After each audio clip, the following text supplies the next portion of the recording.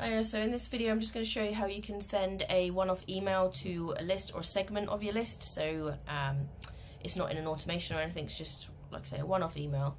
And you can do that. It's called campaigns in ActiveCampaign. Some of you might have this create a campaign button at the top, but if you don't, I'll show you the other way. So you're going to hit campaigns, so on the left hand side you'll see the email, that kind of envelope icon, and it's campaigns, and then we're just going to click on that.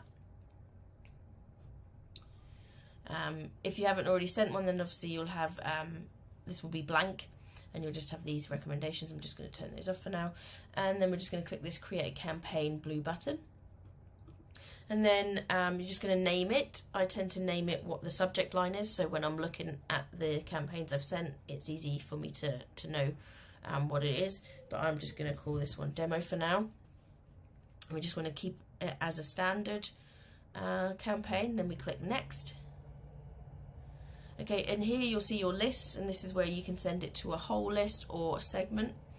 So what I'm going to do is I'm just going to select the master list. Obviously most of our lists are all cleaned up, so you won't see the difference, but here's I'm going to click on master list, and then what I'm going to do is I'm going to click create a new segment. Once you've actually created a segment, you should find the saved segments in this section where you select one, but I'm just going to create a new segment. I'm just going to call it, you call it whatever you want, so I might put whole list minus buyers, for example. I want to add my first condition, so select the condition. So we want them so in list, and we want them to be in the master list. So I'm going to scroll down and find that master contact list, add another condition, and so they need to be in this list, and they need to not be in our amazing product buyers list. So your list will obviously be named something different, but what that means is that anybody that's in the master contact list and that is in the amazing product buyers will not get this email. So only people who are in the master contact list and are not in the amazing product buyers list will get this email, and then you click done. Alright, and then once you're happy with that, you can see here you've got the segment, it's saved here, whole list buyers, whole list minus buyers. Then we click next. Okay, and then just keep it as the email design. Okay, and from here, this is where you might find any templates that you already have. These are basic templates, and then you've got past campaigns. So if you've already sent some campaigns and you've designed it all, you can just click on past campaigns and select one of those. It's just loading them, and you can use one of those. Then if I go basic templates, you've got different things. So if you're making an announcement and whatever, I tend to keep it very simple and very basic. So I am just going to select start it from scratch, from a blank canvas. So click start, and then make sure you've typed in who you want the email to come from. So it might be your name, your business name, etc., and the email address. Remember, you don't want to be sending from a Gmail account. It needs to be a business one, so one that's using your domain. And then this is where you have the subject line. So just type that in there, demo subject, click continue.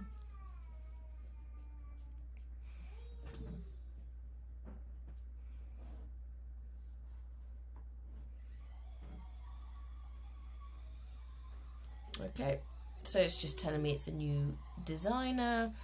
Let's just get rid of that for now, if it'll let me. No, okay, oh yes.